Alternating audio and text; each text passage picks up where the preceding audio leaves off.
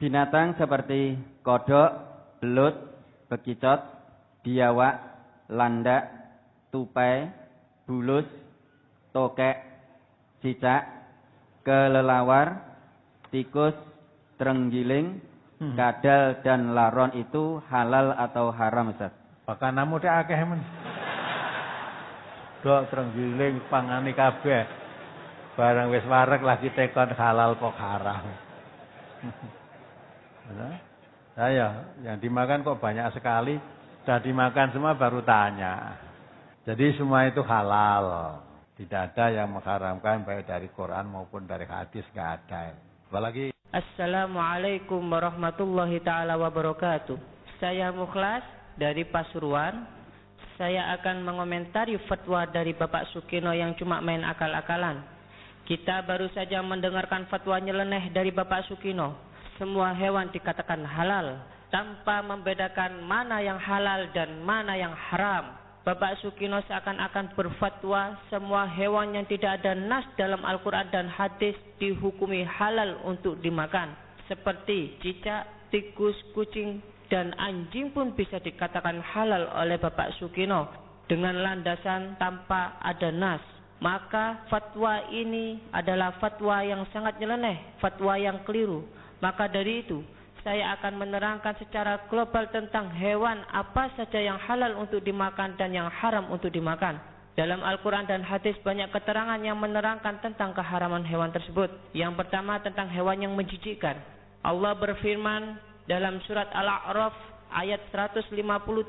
Wa yuhillu lahumut thayyibat wa yuharrimu alaihimul khaba'is. Dan menghalalkan bagi mereka segala hal yang baik dan mengharamkan bagi mereka segala hal yang buruk. Makna at-thayyibat di sini dalam kitab Asy-Syawi yaitu luhumul ibil, syahmul ghanam wal baqar, yaitu daging-daging kambing, sapi dan unta. Sedangkan makna dari khaba'is adalah an-najsu warradi al-mustakrihu. Dalam kitab Fathul Bari juz 9 halaman 518 yang artinya adalah najis, menjijikkan, berbahaya dan haram untuk dimakan. Sesuatu yang menjijikkan seperti kotoran atau hewan-hewan sejenis bekicot, tikus, tokek, kalajengking dan lain sebagainya. Sebagaimana pendapat Imam Abu Hanifah dan Imam Syafi'i dalam kitab Al-Mughni juz 13 halaman 317. Adapun yang kedua, hewan yang haram untuk dimakan adalah hewan yang bertaring. Berdasarkan dalam hadis diriwayatkan oleh sahabat Abu Hurairah radhiyallahu an dari Nabi Muhammad sallallahu alaihi wasallam, beliau bersabda, kullu dinabin minas sibai fa akluhul haram. Setiap binatang buas yang bertaring adalah haram dimakan. Hadis ini diriwayatkan oleh Imam Muslim. Adapun yang ketiga adalah burung yang berkuku tajam adalah termasuk hewan yang haram untuk dimakan. Dan ini juga berdasarkan hadis dari sahabat Ibnu Abbas. Beliau berkata, naha Rasulullah sallallahu alaihi wasallam an kulli dinabin minas sibai wa an kulli di mikhlabin minat thair. Sesungguhnya Nabi Muhammad melarang untuk memakan setiap sesuatu hewan buas yang bertaring dan yang berkuku tajam. Dan juga hadis ini diriwayatkan oleh Imam Muslim. Demikian juga setiap burung yang berkuku tajam seperti burung Garuda, elang dan sejenisnya. Imam Nawawi berkata dalam syarah Sahih Muslim juz 13 halaman 72 dan 73. Dalam hadis ini terdapat dalil dari madhab Imam Syafi'i, Imam Abu Hanifah, Imam Ahmad, Imam Abu Dawud dan mayoritas ulama tentang haramnya memakan binatang buas yang bertaring dan berkuku tajam. Adapun yang keempat adalah hewan yang haram untuk dimakan adalah hewan yang diperintahkan oleh agama supaya dibunuh.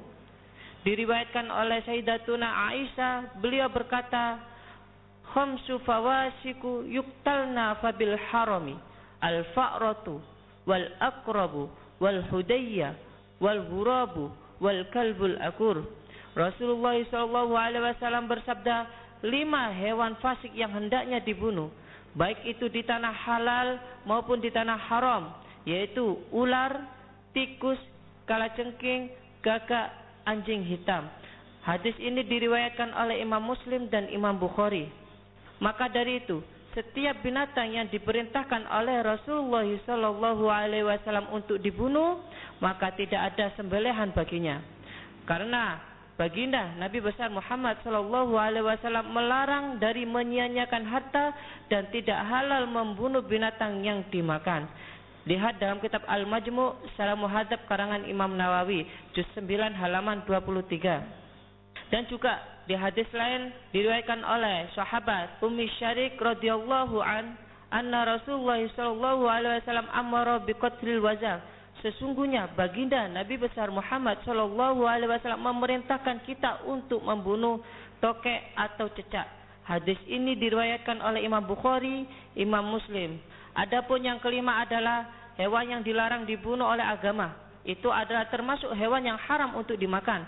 Diriwayatkan oleh sahabat Ibnu Abbas, beliau berkata, "Naha Rasulullah sallallahu alaihi wasallam, sesungguhnya Rasulullah sallallahu alaihi wasallam melarang kita an qatli arba'i minna, ad-dawabi, an-namlati, wan-nakhlati, wal-hudhudi, was-surat."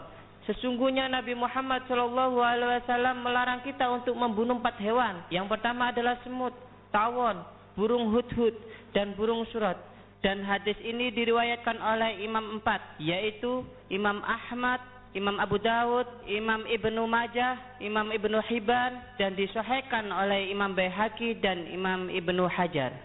Imam Syafi'i dan para sahabatnya mengatakan setiap hewan yang dilarang dibunuh berarti tidak boleh dimakan. Karena seandainya boleh dimakan tentu saja tidak dilarang untuk membunuhnya.